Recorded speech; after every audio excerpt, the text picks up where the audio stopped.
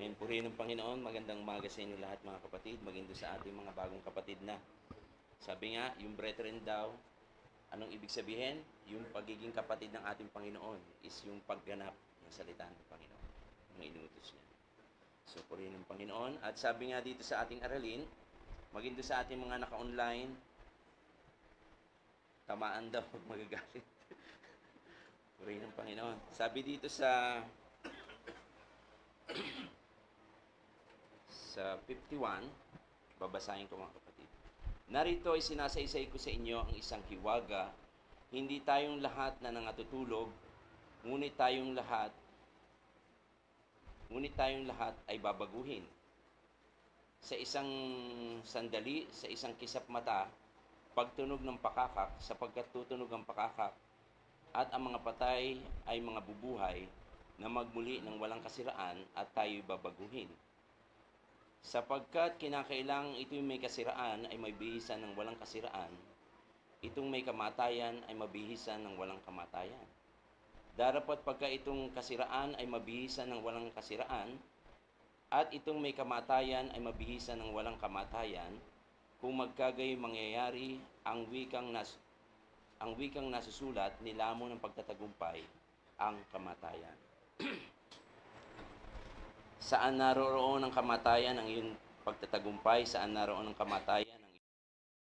Ang tibo ng kamatayan ay kasalanan, at ang kapangyarihan ng kasalanan ay ang kautusan. Darapat salamat sa Diyos na nagbigay sa atin ng pagtatagumpay sa pamamagitan ng ating Panginoong Jesucristo.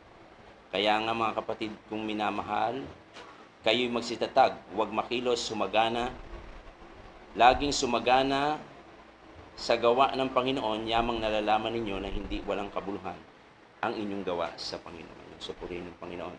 Sabi nga dito mga kapatid sa isang talata, meron daw isang hiwaga. No?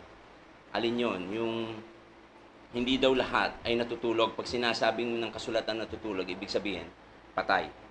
Bakit ba sinasabi ng kasulatan na natutulog lang? Kasi nga po, based yan sa ating aralin, bubuhayin muli.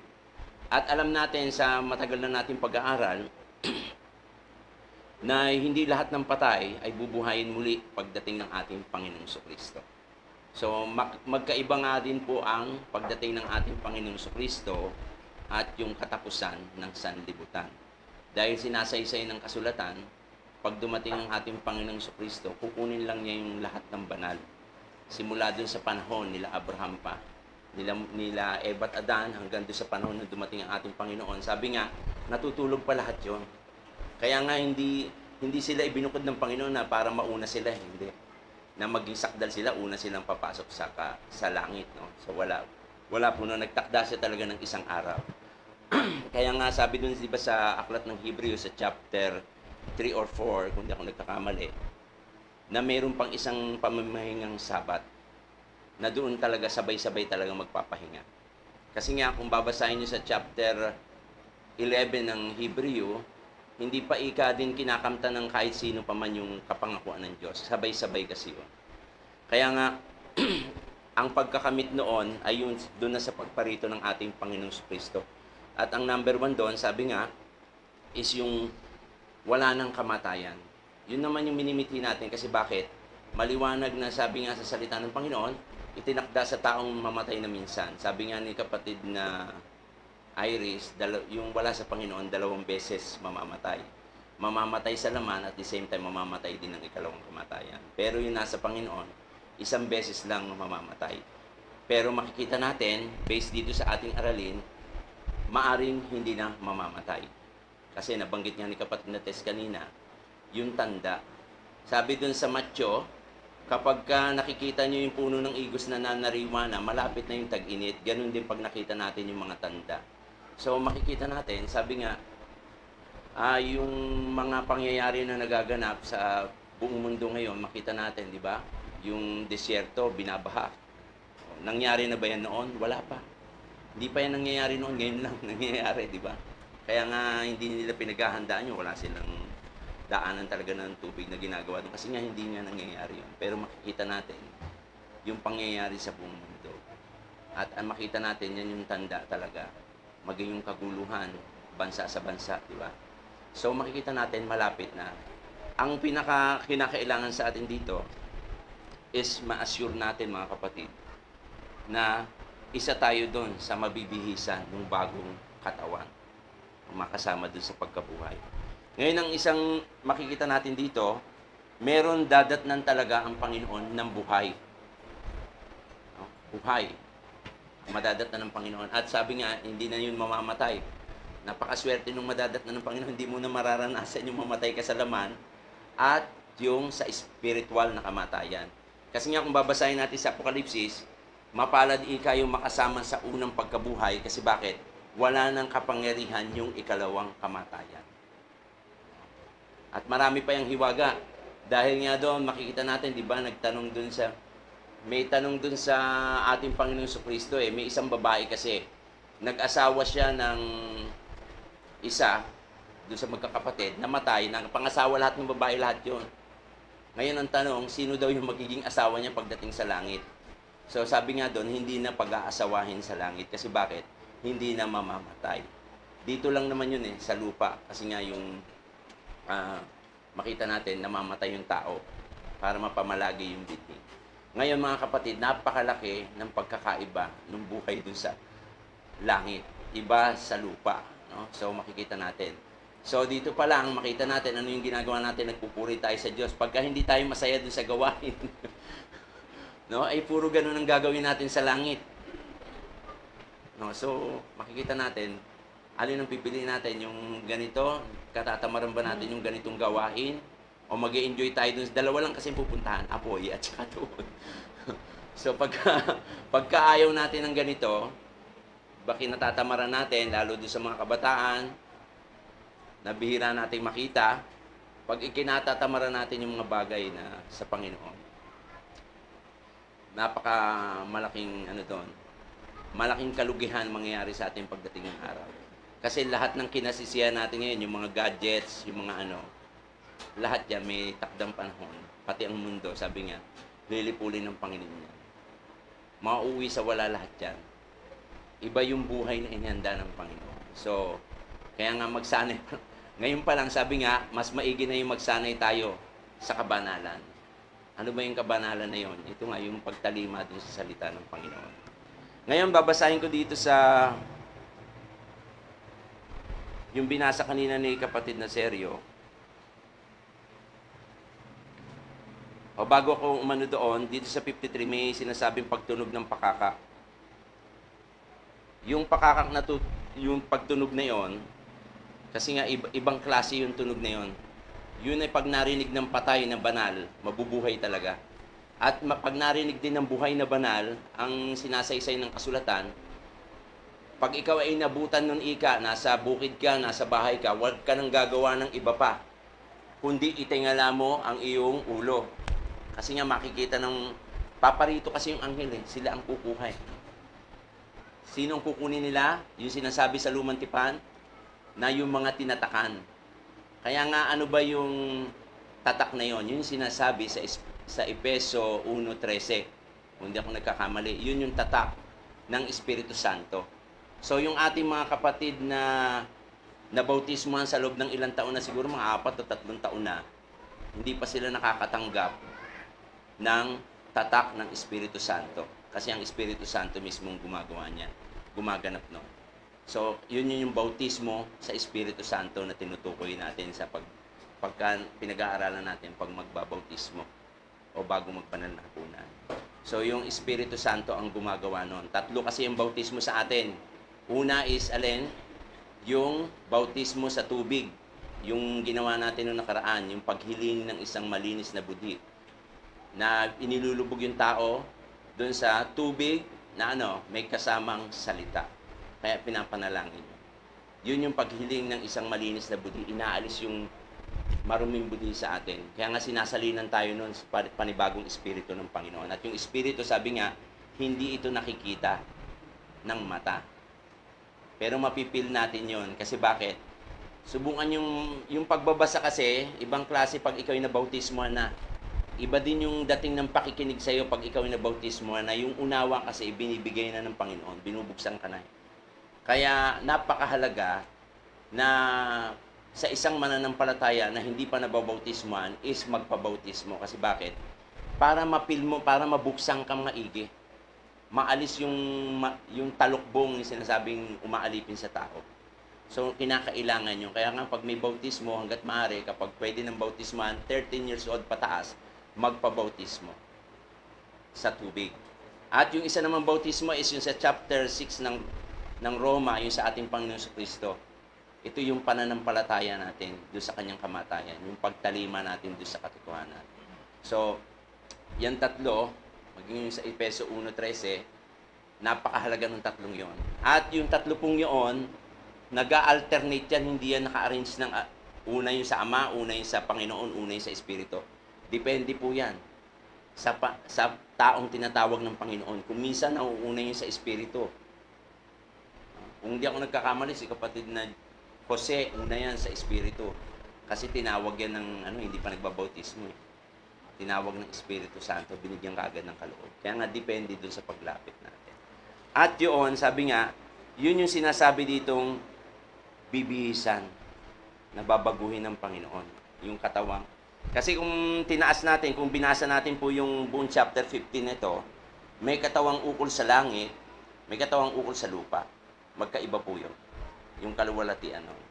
So, tinaglay daw natin yung katawang ukol sa lupa, papalitan din ng Panginoon yan pagdating ng araw. Yung pagtunog nga, sa isang pagtunog, magbabago ng anyo. Pero sino yung mauuna? Nabasa na kanina, sabi dito, sa unang Tesalonica 4:13 hanggang 18, pansinin natin. Ngunit hindi namin ibig na kayo'y di makaalam, mga kapatid, tungkol sa nangatutulog, upang kayo'y huwag malumbay gaya ng iba na walang pag-asa. So, bagamat may mga kapatid na tayong mga nagsipanaw na una sa atin, no, hindi daw tayo dapat malumbay. Kasi bakit? Yung assurance ng Panginoon nandun sa kanila. No? Kaya nga sabi ni Apostol Pablo, ang mabuhay ay si Kristo, ang mamatay ay pakinabang. So, napakapalad natin, mga kapatid. Kapag sabi nga, nandun nabubuhay tayo sa Panginoon hanggang tayo yung mamatay. Kasi bakit? Nandun yung kasiguraduhan at nasa kapangakuan ng Diyos. Pero yung pangako ng Diyos, sabi nga, hindi pa natin nakikita. Kasi wala pang nabubuhay na magmuli na tao maliban sa ating Panginoon Kristo dahil hindi siya talaga tao. So makikita natin, yun ang ibig sabihin ng pananampalataya. Sabi nga doon, kung babasahin nyo yung sa chapter 11 ng Hebreo, yung maraming sumasampalataya doon, hindi daw nang hina ang pananampalataya nila. Kasi bakit? Dahil nakikita nila yung gawa ng Diyos. Yung gawa ng Diyos. Alam niyo, mga kapatid, bagamat tayo nasa katotohanan, kuminsan, may mga bagay kuminsan hindi natin makita yung gawa ng Panginoon sa atin.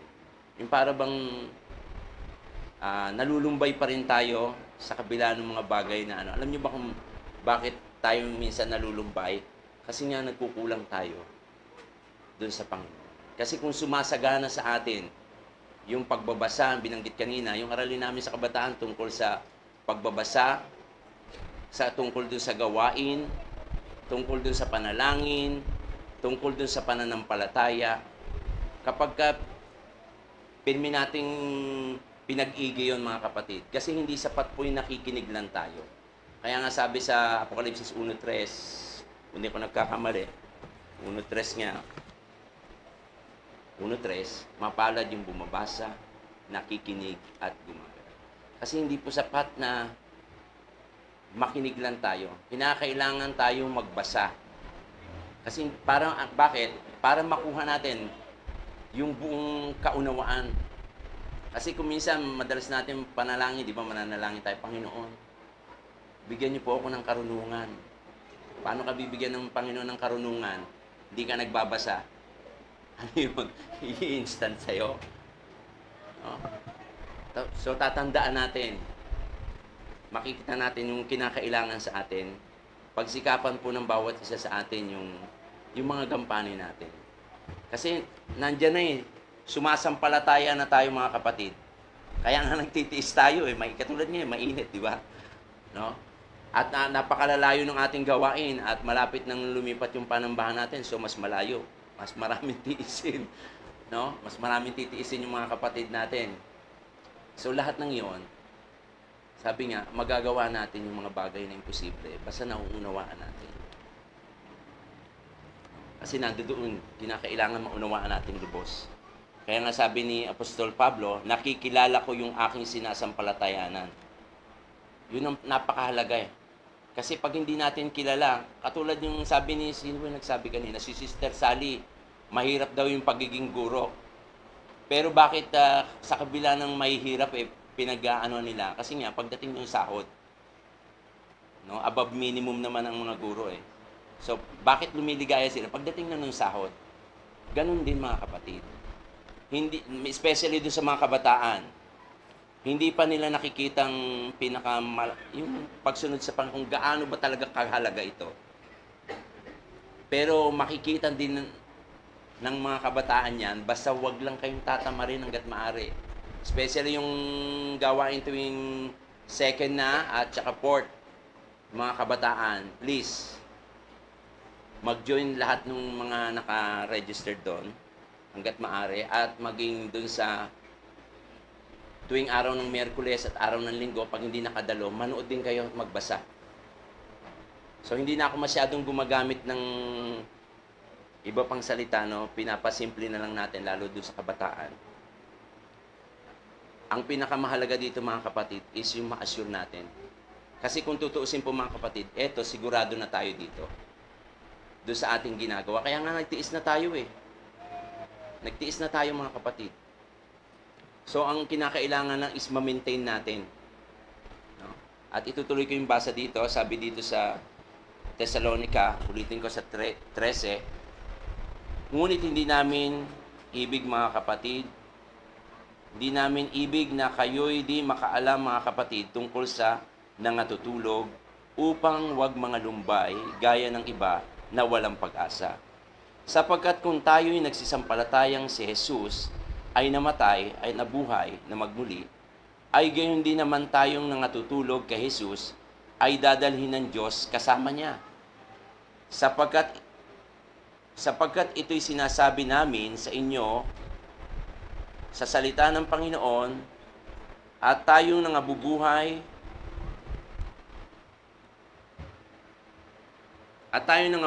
ay nangatitira hanggang sa pagparito ng Panginoon ay hindi tayo mga uuna sa anumang paraan sa nangatutulog. So pag dumating ang Panginoon, ang unang pong magbabago ay yung mga patay. Yun ang unang tatanggap ng katawang maluwalhati. Yung mga patay na banal.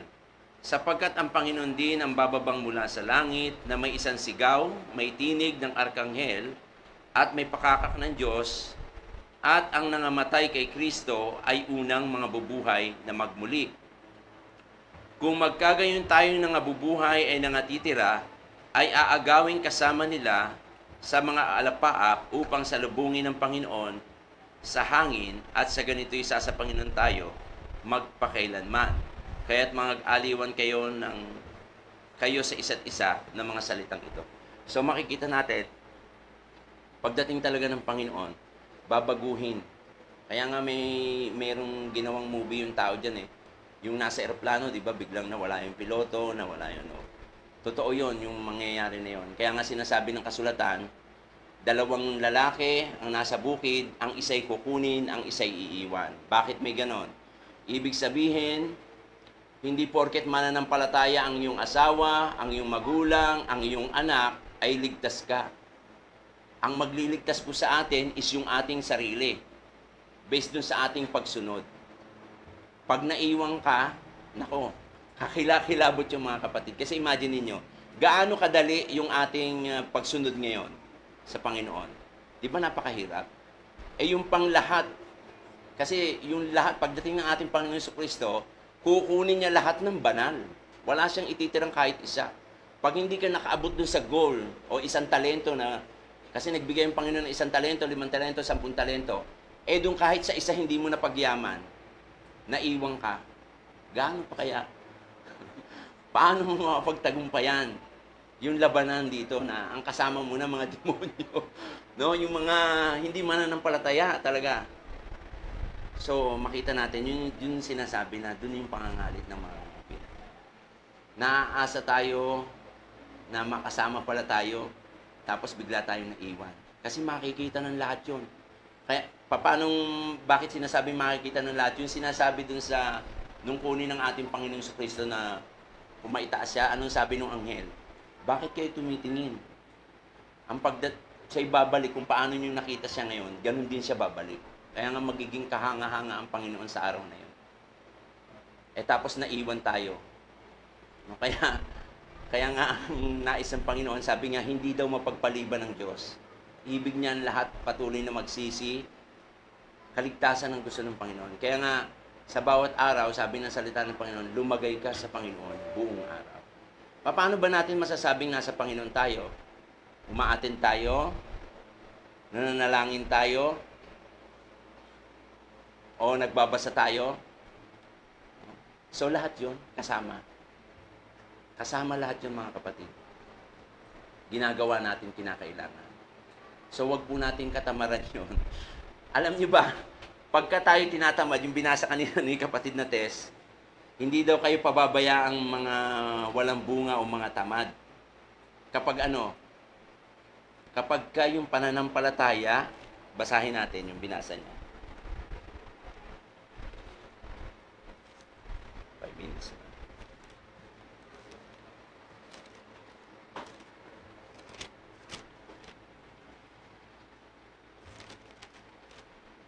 Sabi dito, ayan.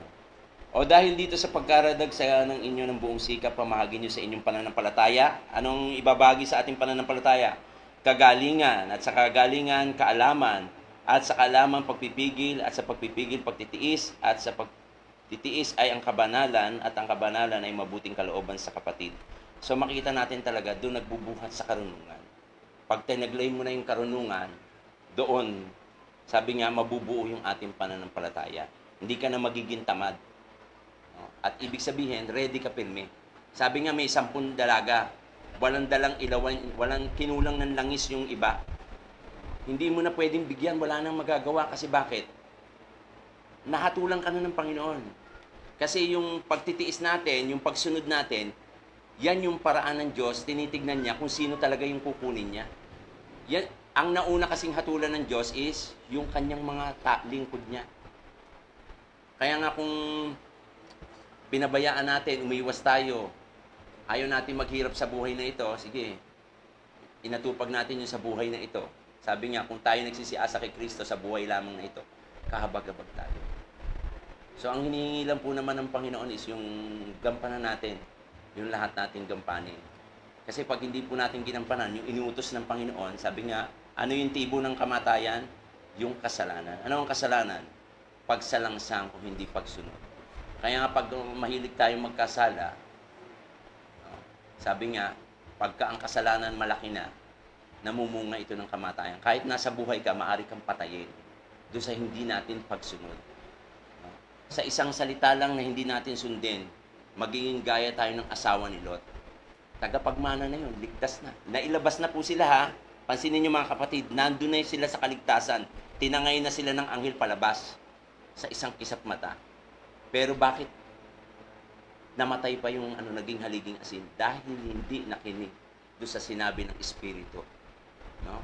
Kasi bagamat tayo may salita ng mga kapatid, hindi maaring kuminsan may magawa tayong mali. Kapag tayo pinaalalahanan kahit sinong kapatid, lalong mga elders din, at higit sa lahat pag tayo sinaway ng Espiritu, makinig tayo. Kasi ibig sabihin may pagkakamali tayo doon. Matuto tayong tumalima. At yung last verse kong babanggitin, yung aralin natin ng Miyerkules, dito sa unang Korinto, yung kakulangan si kapatid na Oliver. Sabi sa 2, pansinin natin to mga kapatid. Sa 2:4-6. At ang aking pananalita at ang aking pangangaral ay hindi sa salitang panghikayat ng karunungan,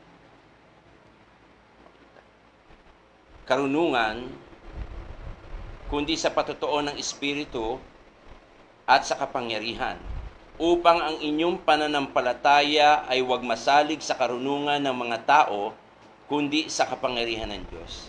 Kaya nga yung kapisanan, yung pinapangaral natin, ay hindi ito sa karunungan ng tao, no? Kundi sa pamamagitan ng karunungan ng Diyos na nandiyan dyan yung Espiritu Santo. Kaya nga, yung assurance na buhay, nandun dun sa atin. Ibinigay na ng Panginoon. Ngayon, ang inaantay lang ng Panginoon is yung ating sarili. I-assure din natin na nandun dun tayo sa oras na hinihingi ng Panginoon yung pagpupuri na ibig niya sa atin. Ano yun? Panalangin. Pagbabasa, yung gawain. Magandang umaga po.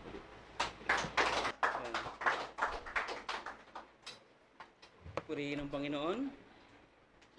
Salamat po sa ating MC. Salamat doon sa mga umawit at nagbahagi ng salita at sa bawat isa.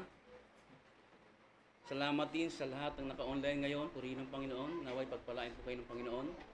At salamat din sa nakasama nating sila kapatid na Agnes at yung isa kalimutan pa isa si Ma'am. Magandang umaga po sa inyo. At salamat sa Panginoon dahil kasayahan namin yung makasama namin kayo sa gawa ng mga ganito. Okay, akin pong daragdagan na lang po yung pahayag ng ating kapatid na David kanina na patungkol po sa pag-aaral natin na ito ay tungkol sa pagkabuhay ng mag-uli.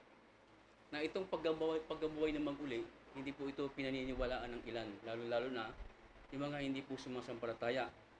Ang mga naniniwala lang dito, yung mga Kristiyano na sumunod sa ating Panginoong Jesucristo. Maging yung unang panahon, hindi po ito ipinangangaral. Bagamat sinasabi sa aklat ng Lucas, may pahayag ang Diyos na ito ay sinambit na, pero napakahiwaga pa po. Kasi nga, masyadong matalinhaga po eh. Dito sa isang talata ng Lucas,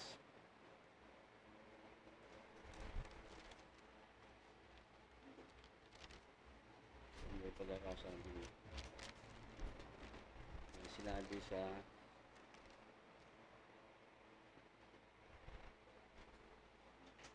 eto. Merong pahayag noon, unang panahon, patungkol dito sa pagkabuhay na mag-uli. Kaya lang napakahiwaga pa, masyadong matalinhaga, na hindi ito napapag-unawa pa ng mga tao. Sabi dito sa isang talata ng Lucas, chapter 20, verse 37, sabi dito, datapwat tungkol sa pagkabuhay ng mga patay, ay ipinakilala rin naman ni Moses sa mababang punong kahoy nang tinawag niya ang Panginoon na Diyos ni Abraham at Diyos ni Jacob at Diyos ni Isaac. Pinakilala na doon yung pagbabangon ng mga patay. Kaya lang, hindi ito gaano pang naunawaan. Kaya nga, ang mga propeta noong unang panahon, kagaya ng sinasabi dito sa unang Pedro, o sa ikalawang Pedro, sabi dito, unang Pedro, 1:10, tungkol sa pagkaligtas na ito, ay nagsikap at nagsiyasat na maigi ang mga propeta na nangagsihula tungkol sa biyayang dadating sa inyo. Ibig sabihin, meron na silang hint na meron darating talagang biyaya. Na ito, hinihintay talaga ito ng mga propeta. Hinihintay yan. Kasi alam nila, yung biyayang yan yung magpapahayag ng hiwaga na natatago na lihim. Hinihintay nila yan. Kaya nga nung dumating si Juan Bautista, sinasabi ng mga Pariseo at Skriba, ikaw na ba? Tinatanong siya. Hindi ako, sinasabing gano'n ni Juan Bautista. Kundi ako yung tinig na sumisigaw sa ilang upang ipaganda ang daan ng Panginoon. So, hinihintay nila yan. Maging pagkapanganak ng ating Panginoong Jesucristo, meron ding tatlong doon na pantas na nakakaalam na meron talagang darating na isisilang. Bakit? Bakit darating ito? Kasi ang hiwaga niyan, ganito eh.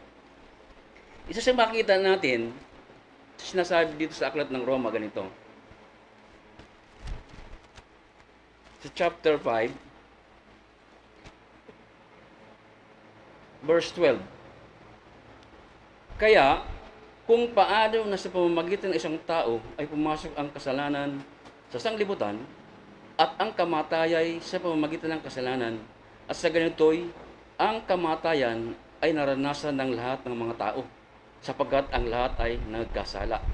Sapagkat ang kasalanan ay nasa sanlibutan hanggang sa dumating ang kautusan, ngunit hindi ibinilang na kasalanan kung walang kautusan. Bagamat ang kamatayan ay naghari mula kay Adam hanggang kay Moises, kahit doon sa hindi nangagkasala man ng tulad sa pagsalangsang ni Adan na siyang anyo niyaong darating. Kaya ganon, ibig sabihin na nagkaroon, nasa libutan yung kamatayan. Na ano ng mga tao na, sabi nga, ang kabayaran ng kasalanan, kamatayan.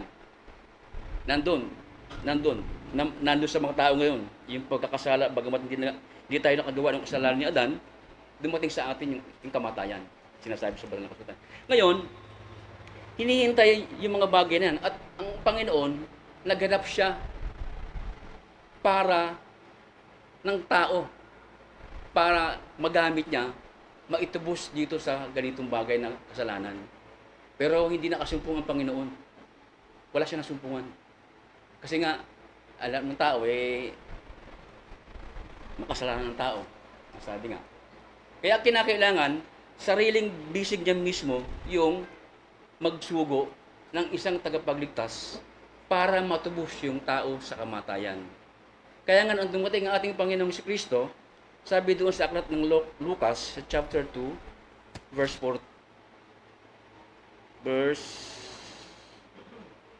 10.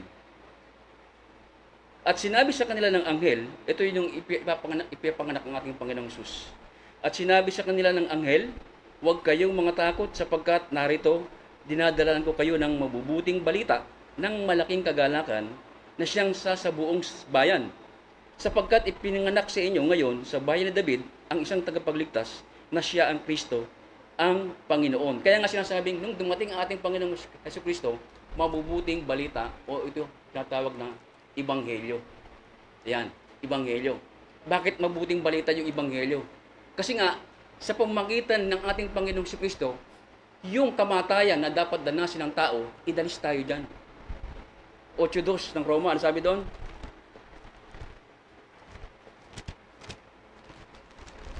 Sabi dito, sapagkat ang kautusan ng Espiritu ng buhay na kay Kristo Jesus, pinalaya ako sa kautusan ng kasalanan at ng kamatayan.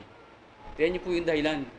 Kaya itong Kristong ito, pinipigil ito para mabuhay. Kasi yung pagkabuhay na magaganap, katubusan at kapatawaran ng mga kasalanan. Yan ang nangyayari dyan.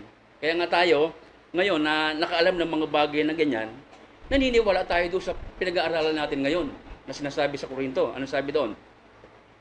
Nais ko nga basahin yung 51. Narito, sinasaysay ko sa inyo ang isang hiwaga. Hindi tayong lahat ay mga tutulog, ngunit tayong lahat ay babaguhin. Tama yung sinabi kanina ni Kapatid na David. Hindi lahat ay mamamatay. Meron kasing aabutan ng Panginoon ng mga buhay pa. Ngayon, yung mga nangamatay na, ano yung mangyayari dito? Bubuhayin sila ng Panginoon. Pag dumating ang Panginoon, sa isang tulog ng pakakak, darating siya, bubuhayin ng Panginoon yung mga nangamatay. Nung unang panahon pa, bubuhayin yan. At anong gagawin dyan? Bibihisan ng damit ng makalangit. Kasi hindi pwede doon yung ganitong laman. Hindi magmamana yung ganito, hindi pwede. Sila ay bibihisan ng damit ng makalangit. Maluwalhating katawan yan, sinasabi. Pansinin ninyo na yung hiwaga na sinasaysay sa atin ng Panginoon, napakatagal na panahon na nangyari. Noong panahon pa to eh. Kaya nga yung ilan, nung dumating sila Apostol Pablo dito sa Corinto eh, hindi naniniwala sa pagkabuhay ng mag-uli eh. Kasi ganun yung naging kaisipan nila eh. Walang pagkabuhay ng mag-uli. Ang akala nila, yung tao mamatay lang, tapos na. Pero kapag nagbasa ka ng banal na kasulatan, at sumampalataya sa ating Panginoong Jesucristo, maniniwala ka na may pagkabuhay na mag-uli. Ganun ang mangyayari. Kaya nga dito sa Corinto, palibhasa, marurunong itong mga taga-Corinto, kaya hindi nila maunawaan itong sinasaysay ni Apostol Pablo. Hindi nila maunawaan eh. Kasi ang kaisipan nila sa laman eh. Sinasabi ng banal na kasulatan, ano ba sabi dito?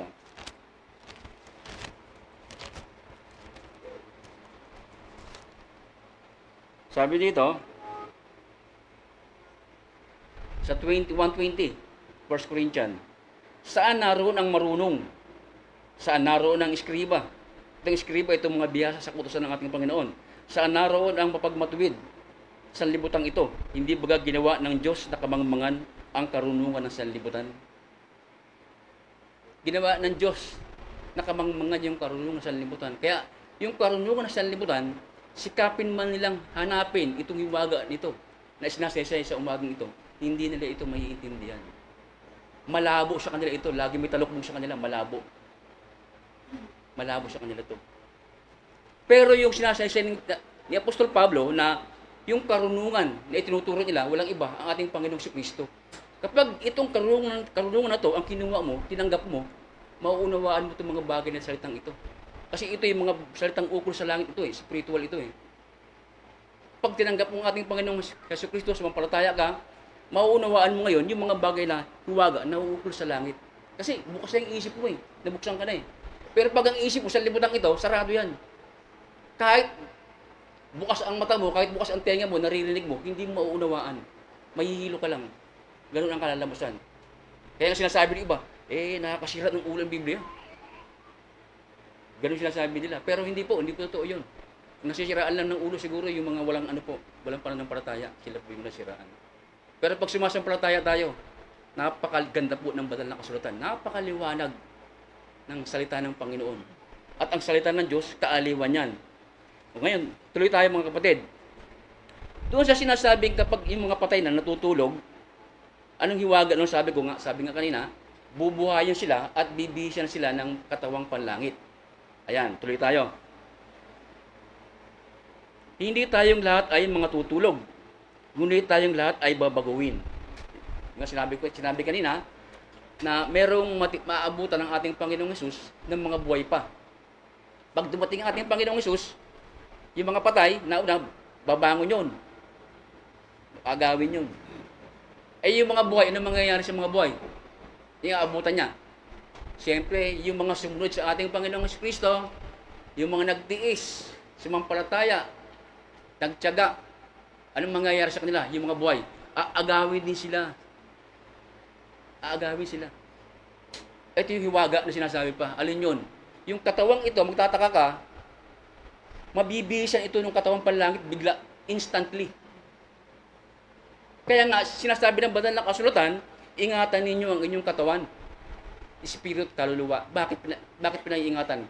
Na maging banal itong laman. Kasi nga, pag dumating ang Panginoon, instant, itong katawan natin, napapalitan agad ng katawang panlangit yan. Tingnan nyo si Enoch, di ba? Si Elias. Di ba? Mga nangamatay, hindi naman nasumpungan yung katawan. Bakit? Yung katawan nila mismo, nagbago. Yun yung hiwaga noon. Kaya ito yung bagay na hinihintay natin ngayon mga kapatid. Magaganap yung sinasabing ito na tayo ay kukunin ng Panginoon at ito yung sinasabing unang pagkabuhay na mag-uli na mangyayari mula nang lalangin ang mundo. Malapit na yun mga kapatid. Malapit na. Kaya nga, kung titingnan mo ngayon, yung mga pangyayari, sa ibang bansa, sa India, talagang grabe ang tagtuyot na nangyayari. Tagtuyot, grabe. At nararanasan nila ngayon yung tagutom. Sa bansang Germany, meron nga silang nakita doon na yung dating mga ilog nila doon na malalaki, lumulubog na yung tubig. At doon, lumabas na yung mga pandigmang barko. Nandun na. Nakikita na yung pandigmang barko. Ibig sabihin lang na yung init o yung tagtuyot na nangyayari, matindi. Matindi ito. Itong pangyayari ngayon, mangyayari sa atin, mga kapatid, matindi ito. Kaya nga, hinulaan ito na matinding tagutom ang darating dahil sa mga bagay na ito. Kasi bakit? Pag nagtagtuyot, sino magtatanim? Wala nang tanim. Pati hayop ang mamatay, walang kakainin. Kaya matinding tagutom ito, itong mangyayaring ito. Kaya nasusulat naman sa atin na darating ang mga bagay na ito na hindi na ito bago sa atin.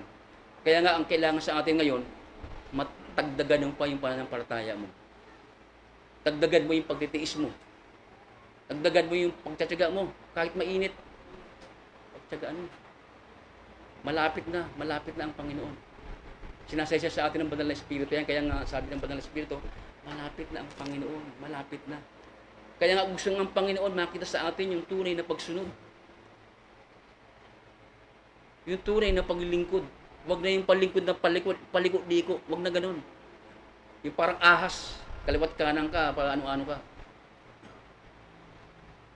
Wag ganun. Ang gusto ng Panginoon sa ngayon, yung tunay at tapat na paglingkod na may akibat na pagtitiis. Kapag walang pagtitiis, ito lang, ang init natin dito eh. Kanina nga, tinama yung flooring natin. Nung nakaraan linggo, matapos tayo ng gawain, nagputukan na yan. Pak. Akala ko, lumilindol eh. Oh. Ngayon, nandito tayo ngayon. May alikabok yan. Tinatamahan ng electric pan yan. Sigurado yan. Kaya nga nagmamasyo kanina eh. Pasensya niyo mga kapatid. Yung init. May kapalit naman yan. Ayan. Tuloy tayo mga kapatid.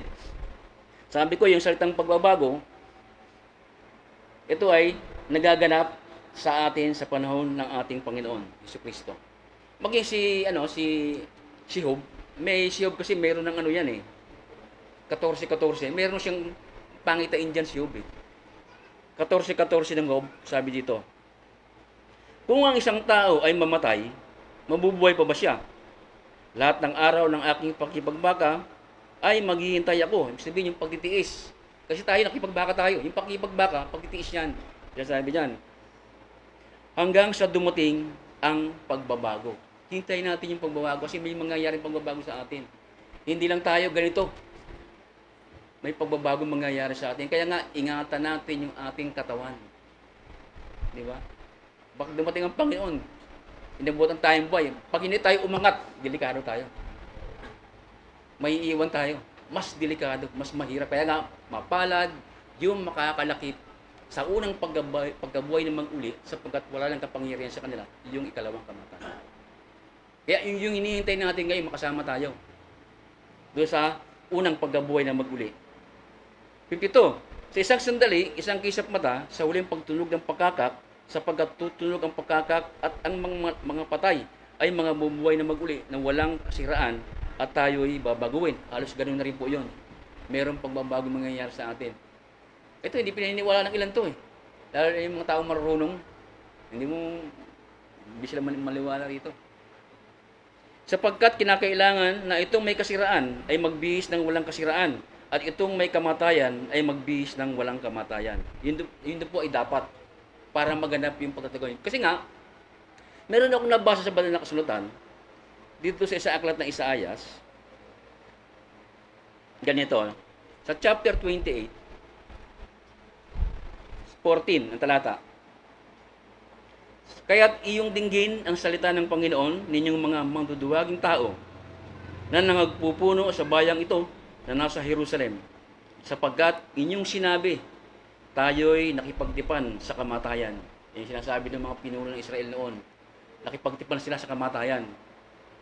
At sa Sheol ay nakipagkasundo tayo. Pagka ang maigpit na kasakunaan ay dumaan, hindi darating sa atin, sapagkat ating ginawang pinakakanlungan natin ang kabulaanan at sa ilalim ng kasinungalingan ay nangkukubli tayo. Ganun ang ginawa ng ating mga magulang noong unang panahon, yung mga namumuno. Nakipagtipan sila sa kamatayan at sa Sheol. Kaya nga, ano ang mangyayari sa atin kapag anong nangyayari sa kanila? 16. Kaya ganito ang sabi ng Panginoon, narito aking ilalagay sa Sion na pinakatibayan ang isang bato, isang batong subok, isang mahalagang batong panulok na may matibay na patibayan, hindi ang maniwala ay hindi magmamadali. At aking ilalagay na pinakatwiran ang pising panukat ang katwiran at pinakabato ang kabanalan at papalisin ng graniso ang kanlungan ng mga kabulaanan at aapawan ng tubig ang taguang dako. Kaya nga, nakipagtipan sila sa kamatayan. So, anong kailangan? Kailangan tubusin. Di ba? Kaya nga dumating ating Panginoong Jesucristo eh, para tubusin. Yung sinasabi doon sa 49 ng awit.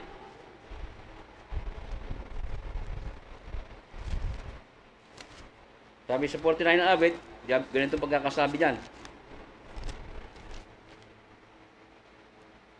6. Silang nagsisitiwala sa kanilang kayamanan at naghahambog sa karamihan ng kanilang mga kayamanan. Alam natin kung sino itong mga to. wala sa kanyang makakatutubos sa anumang paraan sa kanyang kapatid. Sabihin hindi pera. Ang pera, may tutubos mo lang sa sanlaan. Pag nagsanla ka ng relo o anong bagay na gamit, magagamit mo yung pera. Pero sa isa sinasabi si dito, walang makakatubos nito kasi buhay ito Tuloy natin ha. Wala sa kanyang makatutubos sa anumang paraan sa kanyang kapatid. Ni magbigay man sa Diyos ng pangtubos sa kanya. Walang maibibigay. Sapagkat ang katubusan ng kanilang kaluluwa ay mahal at ito'y naglilikat magpakailanman upang siya'y mabuhay na lagi, upang siya'y wag makakita ng kabulukan. Kasabi doon, mahal yung pagtubos noon. At ang gumunap noon, 1:18 ng unang Pedro.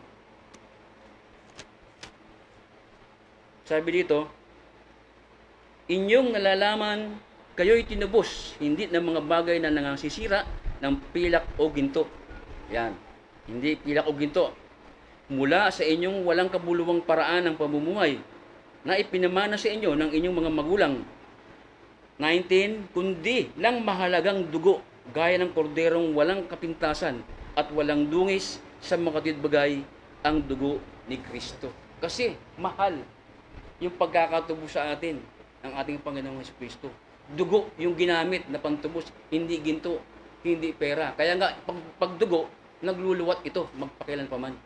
At ito yung mapagliligtas sa atin doon sa sinasabing kabulukan. Ang ano kasi niyan, si David nagsalita diyan tungkol sa kabulukan, di ba? Doon sa chapter 'yun. Sa Acts, palibhasa nga si David, propeta, nakikita niya yan Chapter 2. Chapter 2. Okay. Basahin natin ha. Mga kapatid, 2:29 ng gawa. Mga kapatid, malayang masasabi ko sa inyo ang tungkol sa patriarkang si David, na siya'y namatay at inilibing, na nasa atin ang kanyang libingan hanggang sa araw na ito. Palibhasa nga isang propeta at sa pagkaalam na may panunumpang isinumpa ng Diyos sa kanya, na sa bunga ng kanyang bewang ay iluluklok niya ang isa sa kanyang luklukan. May pangako na sa kanyang Panginoon. Palibhasa ay nakikita na niya ito, ay nagsalita tungkol sa pagkabuhay na mag-uli ng Kristo. Naaninag na niya. Na siya'y hindi pinabayaan sa Hades, ni ang kanyang mga katawan ay hindi nakakita ng kabulukan. Ang Jesus na ito'y binuhay na mag-uli ng Diyos, at tungkol dito ay mga saksi kaming lahat. Palibhasa nga'y pinarangal ng kanang kamay ng Diyos, at tinanggap na sa Ama ang pangako ng Espiritu, ay ibinuhos niya ito sa inyong nakakita at naririnig. Sapagkat hindi umakyat si David sa langit, datapwat siya rin ang nagsabi, Panginoon, bumpo ka sa akin, Panginoon. Kaya siya, nakikita na niya. Ano ko lang po yung stress Tuloy ko lang po, halos continuation po ito, no? 13:35 ng gawa. Sapagkat sinabi rin niya sa ibang awit, si David po ito, hindi mo ipagkakaloob ng iyong banal ay makakita ng kabulukan. Patungkol po sa ating Panginoong Hesus. Sapagkat si David, nang maipaglingkod na niya sa kanyang sarili, lahi, ang pasya ng Diyos ay natulog at isinama sa kanyang mga magulang at nakakita ng kabulukan. Ibig sabihin, nabulok si David. Kaya minsan nasasabi mo pag banal daw, hindi nabubulok Ito yung si David, banal nga nakakita ng kabulukan. 37, datapat, yaong binuhay na mag-uli ng Diyos ay hindi nakakita ng kabulukan. Kaya maging hayag nawa sa inyo ang mga kapatid, na sa pamamagitan ng taong ito'y ibinabalita sa inyo ang kapatawaran ng mga kasalanan. Walang iba. Kaya nga ang pag-asa natin, talaga ang ating Panginoong Jesucristo. Kung walang dumating na mabuting balita, lahat tayo nasa kamatayan. Wala tayong kaligtasan. Pero dahil napakabuti ng Panginoon, dahil sa pag-ibig ng Panginoon, dahil sa pangako ng Panginoon sa kanyang mga magulang noong unang panahon, na mayroon siyang susuguin. 18:19 ng Deuteronomy. 18:19, na siya ay magbibigay na isang propeta na gaya ni Moises, na ang hindi makinig sa propetang ito ay pupuksain. Inihula na. Marami na nanghula niyan.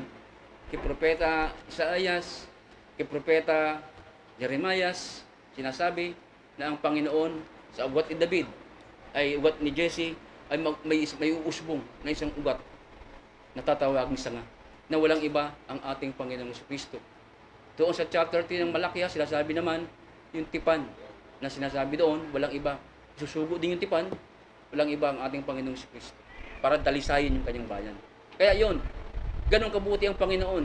Yung pinangako na niya noon, tinupad niya, ito'y hindi napagkilala noong mga nangangaral noong unang panahon.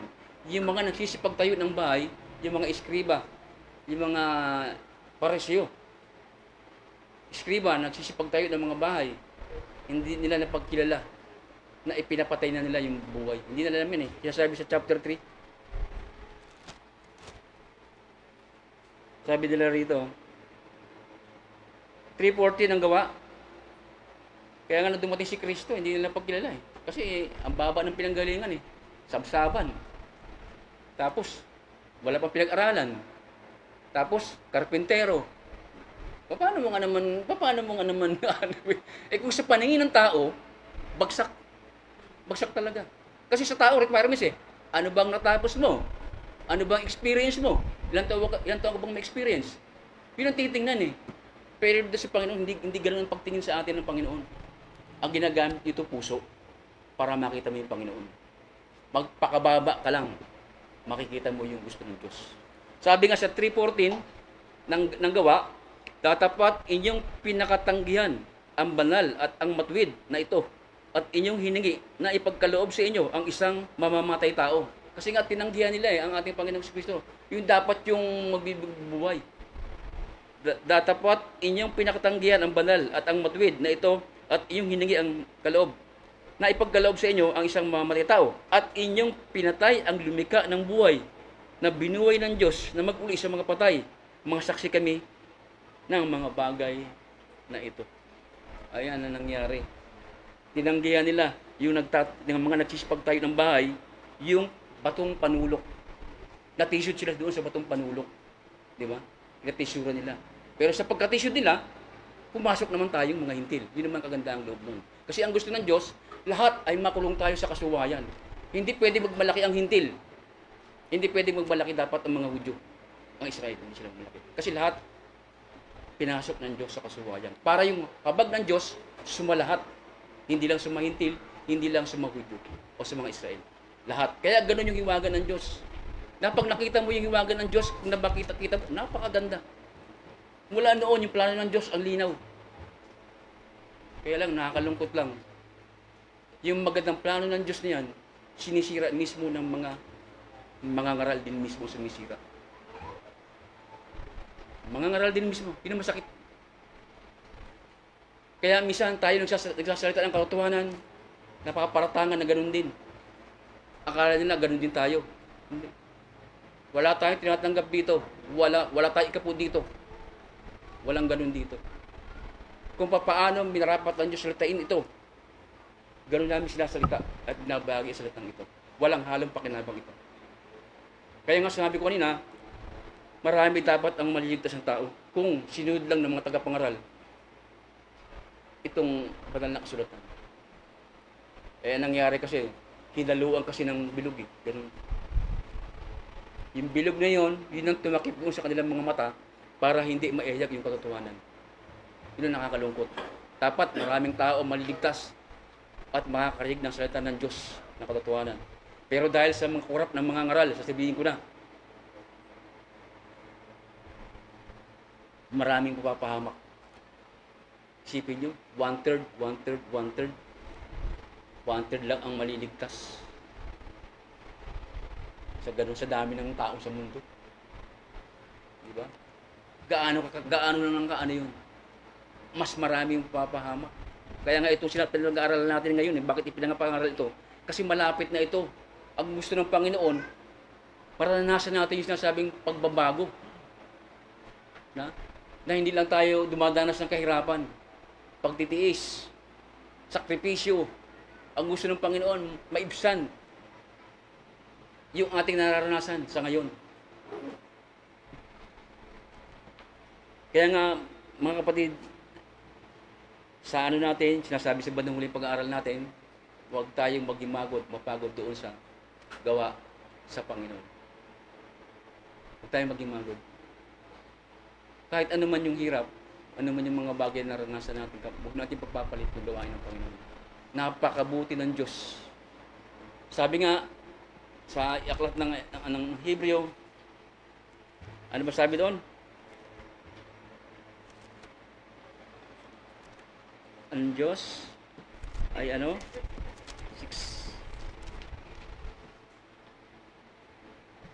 6:10. Sapagkat ang Diyos ay hindi liko upang limutin ang iyong gawa at ang pag-ibig na iyong ipinakita sa kanyang pangalan. Sabihin, hindi liko ang Diyos para kalimutan niya yung gawa na ginawa mo sa kanya at yung pag-ibig na ginawa mo sa kanya. Hindi lilimutin ng Diyos yan. Nakatatak yan, nakarecord yan. Kapag dumating yung paghatol ng Panginoon, nakatala yung mga bagay na yan. Isa sa makita ng Panginoon, nang basahin niya ng Panginoon, ikaw ay gumawa ng kabutihan. Sabi nga ng banal na kasulatan, ang ginawa mo sa kapatid na ito, ginawa mo sa akin.